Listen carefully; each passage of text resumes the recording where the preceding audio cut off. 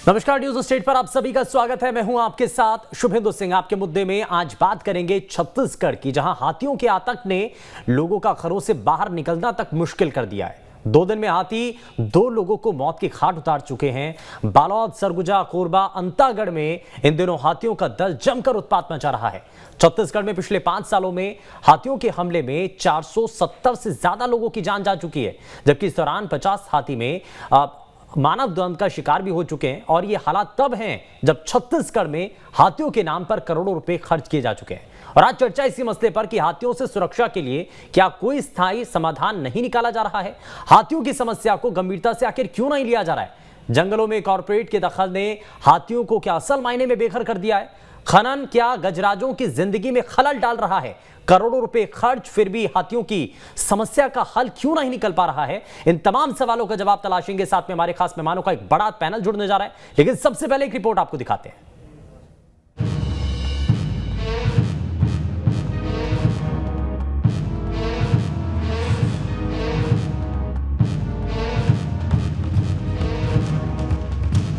हाथी लगातार इंसानों की बस्ती में घुस रहे हैं। इससे मानव हाथी द्वंद बढ़ रहा है। कभी इंसान इसका शिकार हो रहे हैं तो कभी हाथी। ऐसे में बड़ा सवाल ये है कि आखिर हाथियों को इंसानों की बस्ती में घुसने पर कौन मजबूर कर रहा है। क्या जंगलों को छोड़कर हाथियों को इंसानी बस्तियों में घुसना अच्छा लगता है, या फिर इसकी वजह कुछ और है। सवाल कई हैं। सवाल बरसों पुराने भी हैं, लेकिन हाल वही है। बहरहाल बालोद, सरगुजा, कोरबा और अंतागढ़ में इन दिनों हाथी जमकर उत्पात मचा रहे हैं। पिछले 2 दिनों में हाथी 2 लोगों को मौत के घाट उतार चुके हैं। बालोद में एक महिला तो सरगुजा में एक शख्स की हाथियों के हमले में मौत हो गई। दिशा सगर सही एक बाद मतलब कोई चपेट आ गई हाथी का, फिर वही मार दे। तो कंपनी विभाग तरफ से कुछ सहायता मिला? नहीं मिला है। नहीं मिला है। दरअसल छत्तीसगढ़ में मानव और हाथी के बीच द्वंद कोई नई बात नहीं है। हर रोज छत्तीसगढ़ के किसी न किसी कोने से हाथियों के आतंक की खबरें आती रहती हैं। खासकर सरगुजा, बलरामपुर, कोरिया, जशपुर और कोरबा जैसे इलाकों में हाथियों का उत्पात सबसे ज्यादा है। कुल मिलाकर छत्तीसगढ़ में हाथियों की समस्या जस की तस बनी हुई है। योजनाओं पर बात होती है, मुआवजे का ऐलान होता है, लेकिन शायद मूल समस्याओं पर किसी का ध्यान नहीं जाता, या फिर ध्यान दिया ही नहीं जाता। क्योंकि सवाल अब भी मौजूद है कि जब जंगल सिमटते जाएंगे तो बेचारे हाथी कहाँ जाएंगे, और इसका खामियाजा आखिरकार कई बार लोगों को अपनी जान देकर चुकाना पड़ता है। Team news state. तो आखिर ये लगातार द्वंद क्यों हो रहा है, और क्या इसके लिए स्थायी समाधान नहीं निकालना चाहिए। इसके लिए क्या सरकार काम नहीं कर रही है, या और दूसरे बड़े मेजर काम हैं या कारण हैं इसके पीछे, जिसकी वजह से अभी तक ये चीज़ें अभी तक ज़मीनी स्तर पर नजर नहीं आ रही हैं। इसको ज़रा समझने की कोशिश करते हैं। लेकिन सबसे पहले आज के खास पैनल से आपको मिलवा दें। भारतीय जनता पार्टी से नेता सुशांत शुक्ला जी हमारे साथ कार्यक्रम में जुड़ चुके हैं, और कांग्रेस पार्टी से नेता मनी वैष्णव जी हमारे साथ कार्यक्रम में हैं। दोनों का बहुत स्वागत है। लेकिन शुरुआत जरा मैं, क्योंकि बहुत सारे सवाल उठ रहे हैं मनी वैष्णव जी, सवाल ये उठाए जा रहे हैं कि मौजूदा वक्त में जितनी भी कई घटनाएं हुई हैं, और अभी तक बीते 5 साल का अगर आंकड़ा देखें तो 450 से ज्यादा लोगों की अब तक इसमें दुखद मौत हो चुकी है। 50 से ज्यादा इस द्वंद के अंदर हाथियों की मौत हो चुकी है। तो इस सब को लेकर के, क्योंकि आप भी कह रहे हैं कि सरकार की तरफ से कोशिशें की जाती हैं, लेकिन उसका असर जमीन पर क्यों नहीं नजर आ रहा है। देखिए, दुखद बात है कि इस प्रकार की घटनाएं हो ही जाती, सरकार तमाम प्रकार की सावधानियां बरतती है, उसके बावजूद इस प्रकार की घटना हो जाती है। और मानव हाथी द्वंद का जो मामला है वो कोई नया मामला नहीं, ये तो शुरुआत से चला आ रहा है मानव और हाथियों के बीच, क्योंकि दोनों का रहवास जो है लगभग एक ही जगह है। जंगल में ही आदिवासी हमारे भाई रहते हैं, और वहीं जो हाथियों का भी आने जाना लगा रहता है। तो हम लगातार प्रयास करते रहते हैं। एलिफेंट रिजर्व के लिए भी हम लगातार प्रयास करते रहते हैं।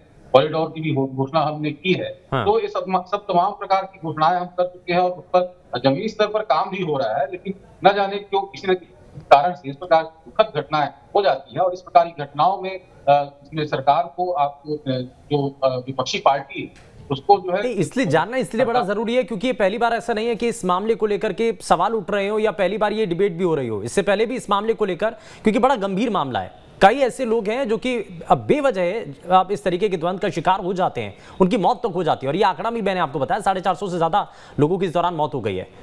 अभी तक करोड़ों रुपए खर्च हो चुके हैं, क्योंकि आप भी सरकार की तरफ से, चाहे कोई भी सरकार हो, कोई नहीं चाहता है कि इस तरीके के द्वंद्व हो, लेकिन स्थायी तौर पर इसका समाधान निकलना बड़ा जरूरी है सर। आपको अभी तक, क्योंकि दूसरे राज्यों में जाकर के भी इस पर शोध किया जाता है, क्या उसका स्थायी समाधान निकालने का क्या रास्ता हो सकता है, अभी तक कुछ समझ में आया है क्या? इसको लेकर के आगे रणनीति होगी? देखिए, अन्य राज्यों में हमारी सरकार की कुछ व्यय भी है और बहुत सारे जो नए प्रयोग भी हमने किए हैं, जैसे कि जो गांव की सीमा है उसमें हाथियों के खाने पीने की चीजें भी हमने रखी हैं कई बार, और उससे कुछ अंतर भी आया है, कई बार नहीं भी आया है। तो हाथी क्योंकि एक वन्य प्राणी है और कोई मनुष्य तो है नहीं, तो हाथी क्योंकि वन्य प्राणी है और अपने हिसाब से जो वो अपने रास्ते चुनते हैं, और उस रास्ते में कहीं ना कहीं जो इंसान है, जो आदिवासी क्षेत्र है, वहाँ मनुष्य जो है आ जाता है, तो इस प्रकार की घटनाएं घटित हो जाती है। लेकिन इसका मतलब ये नहीं है कि सरकार कहीं प्रयास नहीं करती। ठीक है, मैं जरा इसमें सुशांत शुक्ला जी आपको जरा जल्दी से जोड़ लेता हूं। 2 दिन 2 लोगों की मौत, बीते 5 सालों का आंकड़ा 450 से ज्यादा लोगों की इसमें दुखद मौत हो चुकी है। सबसे पहले आपकी प्रतिक्रिया। मेरे साथी मणि वैष्णव जी ने बड़ी जिम्मेदारी के साथ बात को टाल गए, जिम्मेदारी का एहसास उनके व्यक्तित्व में नहीं आया। परंतु मैं आपके चैनल के माध्यम से स्पष्ट कर देना चाहता हूं कि छत्तीसगढ़ में हाथियों के मानव द्वंद्व बढ़ने के जो सबसे बड़े 4 कारण हैं, उसमें पहला कारण है वन्य जीव जंतु बोर्ड का एक भी बैठक इनके रखरखाव के लिए नहीं होना, जिसके अध्यक्ष मुख्यमंत्री होते हैं। दूसरा विषय है केम्पा जैसे मद का दुरुपयोग करते हुए अन्य कार्यों में राशि का आवंटन करके कार्य कराना। केम्पा होता है वन्य जीव और वनों के संरक्षण के लिए। तीसरा जो सबसे महत्वपूर्ण विषय है कि लेमरू हाथी कॉरिडोर, जिसको 2007 में केंद्र सरकार ने 450 वर्ग मीटर किया था, तत्कालीन रमन सिंह जी ने इसे 1940 वर्ग मीटर किया। परंतु एक उद्योग समूह जिस पर केंद्र सरकार के इनके नेता बहुत आरोप लगाते हैं हमारे दल के ऊपर, उनके साथ साठगांठ करके पुनः 450 वर्ग मीटर कर दिया गया। सबसे बड़ा जो कारण है हाथी द्वंद्व का, कि हाथियों को रहवास के लिए जो व्यवस्था देनी है, उसकी व्यवस्था यह राज्य सरकार कराने में सुनिश्चित नहीं हो पा रही। उनके रख रखाव की व्यवस्था, उनके भोजन और जल की व्यवस्था कराने में सरकार पूर्णतः कार्य नहीं कर पा रही, क्योंकि व्यापक भ्रष्टाचार है। पिछले वित्तीय वर्ष में 78 करोड़ रुपया राज्य सरकार ने हाथी कॉरिडोर के नाम पर खर्च की बात की, लेकिन जब इसका भौतिक सत्यापन कराएं तो व्यापक भ्रष्टाचार में जमीनी धरातल पर वो काम दिखते नहीं। अब जो सबसे महत्वपूर्ण विषय छत्तीसगढ़ के परिप्रेक्ष्य में हाथियों के लिए आता है, वो है महुआ शराब का अवैध निर्माण, जो जंगलों में अवैध तौर पर हो रहा है, जिस पर सरकार की कोई रोक नहीं। इससे आकर्षित होकर मानव द्वंद्व बढ़ रहा है। मैं आपके चैनल के माध्यम से एक विषय रखना चाहता हूं कि 7 कोल ब्लॉक इस लेमरू हाथी कॉरिडोर के अंदर आते हैं, जिसका 3 का आवंटन हो चुका है। आने वाले समय में 7 का आवंटन हो सके, इसलिए राज्य सरकार ने एक औद्योगिक समूह के साथ अपना लेन देन करके इस व्यवस्था को पुनः स्थापित किया है कि वो 7 कोल ब्लॉक खुल सके। मैं आपके चैनल के माध्यम से खुले तौर पर आरोप लगाता हूं कि वन विभाग के मंत्री और अधिकारी व्यापक भ्रष्टाचार करके इस हाथी कॉरिडोर को स्थापित करने से रोक रहे हैं। सुशांत जी, एक्सपर्ट्स ये कहते हैं कि खनन नहीं होना चाहिए, और अगर हाथियों का अगर रिहायशी इलाकों में जाना है तो उसके पीछे सबसे बड़ा कारण भी यही है। सवाल ये है कि सर, पिछली सरकारें, जब आप भी 15 साल तक सत्ता में रहे, बार बार कांग्रेस पार्टी के नेता इसलिए सवाल उठा देते कि साहब इतने लंबे समय तक आपने भी राज किया, तो क्या उस वक्त माइनिंग नहीं हो रही थी? क्या उस वक्त हाथियों का डाइवर्जन नहीं हो रहा था? क्या इस तरीके के द्वंद्व पहले नहीं हो रहे थे? और इतना लंबा एक्सपीरियंस भी रहा है सर, कुछ तो सुझाव दीजिए आप भी। देखिए, राजनीति अलग है, लेकिन इसमें लोगों की जान बहुत ज्यादा महत्वपूर्ण है। मैं आपसे बोलना चाहता हूं कि पूरे 20 वर्षों में 150 हाथियों की मौत हुई है, जिसमें से 55 हाथी भूपेश सरकार जी की कार्यकाल के दौरान मौत हुई है। मैं आपसे पूछना चाहता हूं, आखिर मानव द्वंद्व किसकी सरकार में बढ़ रहा है? आखिर लेमरू हाथी कॉरिडोर को कम करने के पीछे भूपेश सरकार की मंशा क्या है? हमारी मांग है 1940 वर्ग मीटर जो डॉक्टर रमन सिंह जी के समय प्रस्तावित किया गया था, उसे पुनः स्थापित करते हुए हाथियों को वन्य रहवास और मानव द्वंद्व समाप्त करने की व्यवस्था सरकार देवे। ठीक है, मणि वैष्णव जी, जरा जल्दी से इस पर एक रिएक्शन ये बताइए कि लेमरू प्रोजेक्ट को लेकर के आप, क्योंकि कांग्रेस पार्टी के जितने भी नेता है वो कहते हैं कि हमने तो क्षेत्रों को बढ़ा दिया है, लेकिन सर वो तो आरोप लगा रहे हैं, वो कह रहे हैं कि क्षेत्रों को कम कर दिया। लेकिन दूसरा सवाल यही है इसी से जुड़ा हुआ, क्षेत्र से कम या ज्यादा हो, लेकिन उसका असर भी तो नजर आना चाहिए ना। देखिए, हमारे भारतीय जनता पार्टी के प्रवक्ता महोदय जो हम होते हैं, बड़ी आसानी से इन्होंने आरोप लगा दिया और अवैध शराब की बात कर दी कि अवैध शराब से हाथी आकर्षित होते हैं। मैं इन्हें बताना चाहूंगा कि हाथी अवैध शराब से आकर्षित नहीं होती, जो महुए के फूल होते हैं उससे हाथी आकर्षित होते हैं और उसके कारण वो गांव की ओर जो है बढ़ते हैं। और दूसरी बात मैं आपको बता दूं, आप लेमरू रिजर्व की जो बात कर रहे हैं, लेमरू रिजर्व जंगलों में मैं आपके समय नहीं बोला था, मेरे समय कृपया सुन ले मेरी बात, मैं आपके समय में नहीं बोला था। आपने बड़ी खूबसूरती से जो अवैध शराब घुसाया है इस हाथी वाले मामले में, बड़ी खूबसूरती से जो अवैध शराब का मामला आपने बता दिया हाथी वाले मामले में, जिस प्रकार से आप राजनीति कर रहे हैं, मानव हाथी द्वंद कोई नया नहीं है, ये काफी समय से चला आ रहा है, 15 साल की सरकार रही है, आप कुछ कर नहीं पाए अपनी सरकार में, हम कर रहे हैं तो आप मुझे आरोप लगा रहे हैं, आप अवैध शराब को जो है हाथियों के आने का, हाथी द्वंद का कारण बता रहे हैं। नहीं, मैं तो दोनों पार्टियों के नेताओं से जानना चाह रहा हूं सर। और मणि वैष्णव जी, बीते 5 सालों के अंदर ना 250 करोड़ रुपए अभी तक हाथियों के संरक्षण के लिए या उनके रखरखाव के लिए, खाने पीने के लिए अलग अलग तरीकों से ये खर्च किया जा चुका है ये पैसा, लेकिन अभी तक भी इसका निष्कर्ष क्या निकला है फिर? देखिए, इससे काफी अच्छे परिणाम हुए हैं और मानव हाथी द्वंद कम भी हुआ है। पहले जिस प्रकार से भारतीय जनता पार्टी के शासनकाल में लगातार मानव हाथी द्वंद होते थे और जितनी मृत्यु होती थी उससे आंकड़ों में कहीं कमी आई है। अब तो बहुत कम अब ऐसे घटनाएं। बीजेपी के नेता आरोप लगा रहे हैं सर, वो कह रहे हैं कि 2018 के बाद से तो द्वंद बढ़ गया है। बीजेपी का काम है झूठ बोलना, बीजेपी सच कब बोलती है? बीजेपी के राजनीति का आधार ही झूठ है। भारतीय जनता पार्टी ने सच के आधार पर कभी राजनीति नहीं की। भारतीय जनता पार्टी जो मन में आए वो बोल देती है। इन्हें झूठ बोलने से पाप लगना बंद हो चुका है। भारतीय जनता पार्टी कुछ भी अगर बोल रही है तो उस पर विश्वसनीयता बिल्कुल भी प्रकट नहीं करनी चाहिए। लेमरू हाथी रिजर्व के क्षेत्रफल को हमने बढ़ाया है, घटाया नहीं है, और मानव हाथी द्वंद इतने समय में अच्छा ठीक है, हमारे समय में कम है। ठीक है सर। मणि जी, अच्छा सुशांत जी एक मिनट जरा, मणि वैष्णव जी अब एक चीज साफ कर दीजिए। देखिए, आप कह रहे हैं लेमरू प्रोजेक्ट को लेकर के क्षेत्रफल बढ़ा दिया, एरिया बड़ा होने से कम हाथियों के संरक्षण के या वहां पर रहने के लिए व्यवस्थाएं तो होनी चाहिए, उसके बाद तो कम से कम हाथियों के द्वंद कम होने चाहिए, लेकिन ऐसा नहीं हो रहा है ना सर? जैसे मैंने पहले ही कहा कि हाथी क्योंकि एक वन्य जीव है, उसे मनुष्य की तरह समझना और उसी की तरह व्यवहार की उम्मीद रखना ये बिल्कुल गलत है। हाथी क्योंकि एक वन्य जीव है और उसको जो है संभालने के लिए हमने लेमरू रिजर्व के क्षेत्रफल को ही बढ़ाया है। उनके खाने पीने की व्यवस्था भी हम गांव के जो सीमाई क्षेत्र है वहां हम करते रहते हैं। हम लगातार प्रयास कर रहे हैं। एक रिपोर्ट है और मानव हाथी द्वंद कम भी हुआ है। तमोर पिंगला की जो सेंचुरी है वहां पर हाथियों के रखरखाव को लेकर के आमूलचूल परिवर्तन किया। अलग अलग योजनाएं चलाई जाती हैं, हालांकि बहुत सारी योजनाएं विफल भी हो जाती हैं क्योंकि हाथियों के पास उसके लिए टेक्निक होती है या समय के साथ बदलाव हो जाता है, वो काम नहीं आती हैं। लेकिन तमोर पिंगला को लेकर के बड़ा ये कहा जाता है कि इससे उस इलाके के जो हाथी हैं वो वहीं रहते हैं, वहां पर उनको खाने पीने के लिए व्यवस्थाएं होती हैं, इसकी वजह से वो बाहर नहीं जाते हैं। तो क्यों नहीं जो कारगर ऐसे कदम हैं उनके ऊपर फोकस करके आगे उनको बढ़ाया जाए, बाकी इलाकों के अंदर भी उनको थोड़ा सा इंप्लीमेंट करके देखा जाए? बिल्कुल ये सब बातें चल रही है। जहां जिस प्रकार से सफलता हमें मिली है उन्हीं चीजों को बाकी जगह भी लागू करने का प्रयास लगातार किया जा रहा है, हम कर भी रहे हैं। हाँ। और ये क्योंकि एक सतत प्रक्रिया है, उस पर हम लगातार काम कर रहे हैं। हाँ। लेकिन क्योंकि मैं बार बार कह रहा हूँ हाथी एक वन्य जीव है, एक मनुष्य से तुलना करना और उसके तरह व्यवहार की उम्मीद करना ये बिल्कुल नाजायज है। ठीक है, वन्य जीव है, ठीक है, और वो अपने जो है ठीक है। मैं सुशांत जी मैं आता हूं, एक मिनट जरा आता हूं मैं आपके पास। Wild life expert Prathamesh Mishra ji हमारे साथ कार्यक्रम में जुड़ चुके हैं। प्रथमेश जी बहुत स्वागत है आपका न्यूज स्टेट पर। मैं जरा जल्दी से एक रिएक्शन आपसे लेना चाह रहा हूं सर। ये बार बार हाथी मानव द्वंद की जो तस्वीरें हैं, हम अक्सर इससे पहले भी कई बार ऐसी डिबेट कर चुके हैं, चर्चाएं कर चुके हैं, और उस पर ये बात भी सामने आती है कि राजनीति से ऊपर उठ करके हमें ये सोचना होगा कि ये द्वंद कम से कम हो सके।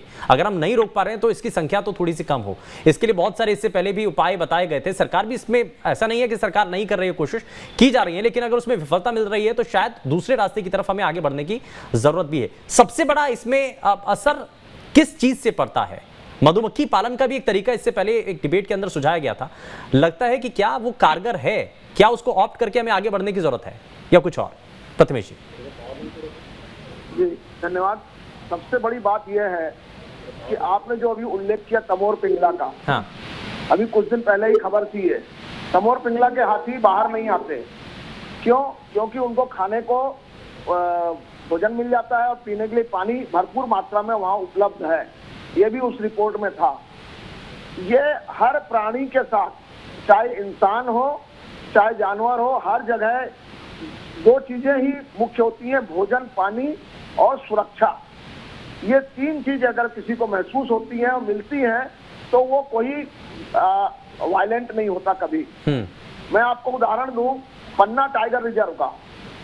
आज से 10 साल पहले, 15 साल पहले एक सिर्फ एक टाइगर दूसरी जगह से लोकेट करके उसको ट्रांसलोकेट करके लाया गया था। आज वहां पर 50 से ऊपर टाइगर हैं पन्ना टाइगर रिजर्व में। कारण सुरक्षा, भोजन, पानी। सुरक्षा सबसे बड़ी महत्व की बात है। वहां का स्टाफ पूरा डिवोटेड है उनको सुरक्षा देने के लिए, महसूस कराने के लिए। सबसे बड़ी चीज होती है महसूस कराना। ठीक है। हाँ। चाहे प्राणी हो चाहे इंसान हो। वही चीज हमको इन जंगलों में भी हमारे जो फॉरेस्ट ऑफिसर्स हैं और वहां रहने वाले वनवासी हैं, ये लोग यदि प्राणियों को सुरक्षा महसूस कराएंगे और उनके लिए भोजन पानी का भरपूर प्रबंध रहेगा, तो शायद वो अपने इलाके को छोड़ करके दूसरे इलाकों में नहीं जाएंगे, कम से कम रिहायशी इलाकों में तो नहीं जाएंगे अगर खाने पीने की व्यवस्था हो जाएगी। सुशांत जी कुछ भरपूर भोजन और भरपूर पानी चाहिए। ठीक है हाथियों को। सुशांत जी जरा जल्दी से एक रिएक्शन कुछ कहना चाह रहे हैं। मेरे साथी मणि वैष्णो जी ने मेरे प्रश्नों का जवाब नहीं दिया। मैं प्रथमेश जी की बातों पर सहमत हूँ कि भोजन सुरक्षा ये बहुत आवश्यक है। मैं आपको बताना चाहता हूँ कि जानवरों में सबसे बुद्धिमान जीव होता है हाथी, लेकिन व्यवहारिक तौर पर जब इन्होंने एक बात नहीं की स्वीकार की कि 450 वर्ग मीटर लेपू हाथी कॉरिडोर किसी एक औद्योगिक घराने को संरक्षित करने के लिए इन्होंने किया है कि नहीं किया बताएं। पहली बात। दूसरा मेरा प्रश्न ये इन्होंने जवाब नहीं दिया कि केम्पा मद का उपयोग ये अन्य योजना में कर रहे हैं कि नहीं कर रहे हैं। तीसरा मेरा प्रश्न इन्होंने नहीं बताया कि वर्तमान भौगोलिक स्थिति में वहां पर 68 करोड़ रुपए के काम की भौतिक सत्यापन करने की चुनौती स्वीकार करते हैं क्या। पांचवा मैं पूछना चाहता हूँ चौथा पूछना चाहता हूँ आपसे कि आखिर ये क्या महुआ का जो आपने अवैध निर्माण को संरक्षण दे रखा है उससे हाथी आकर्षित होते हैं कि नहीं होते। अगर मेरी प्रश्नों का जवाब प्रथमेश जी से आप ले लें कि महुआ से हाथी आकर्षित होते हैं कि नहीं होते महुए के शराब से। ठीक है मणि जी जरा जवाब दे दीजिए। मणि जी जवाब दीजिए। ठीक है आवाज की तो हाथी और मानव दंड की व्यवस्था बनी रहेगी। ठीक है ठीक है, इस द्वंद को कम करने के लिए कुछ सवाल भी है। ठीक है मणि जी जरा जल्दी से जवाब दीजिए। जो अवैध शराब कारोबारी है उन्होंने शराब बनाना बंद कर चुका है। ये बात इसी बात हो गई। हाँ ठीक है मणि जी ठीक है, मैं जरा वापस आता हूं। लेकिन इसमें प्रथमेश जी एक चीज तो ये भी है क्योंकि जिसका जिक्र किया जा रहा है कि हमें और क्या उपाय करने की जरूरत है। हमें कुछ ऐसी चीज़ें हैं कि हमें खनन क्षेत्र अगर कम बढ़ता चला जा रहा है और हाथियों के लिए जो उनका रहने का इलाका है वो कम हो रहा है, तो उसके लिए हमें और किन किन चीज़ों पर विचार करने की ज़रूरत है। इससे पहले हमने जिक्र भी किया था कि कॉलर आईडी का बड़ा इम्पैक्ट रहता है या जो वन विभाग की टीम है वो उतनी ज़्यादा अलर्ट नहीं रहती है। क्या कारण है? खनन जो आपने वो मुद्दा उठाया वो बहुत महत्वपूर्ण है और इसके लिए राज्य सरकार और केंद्र सरकार दोनों जिम्मेदार हैं। जो हाथियों का कॉरिडोर है उस कॉरिडोर में खनन हो रहा है और वहां कोल ब्लॉक आवंटन किया जा रहा है अभी भी।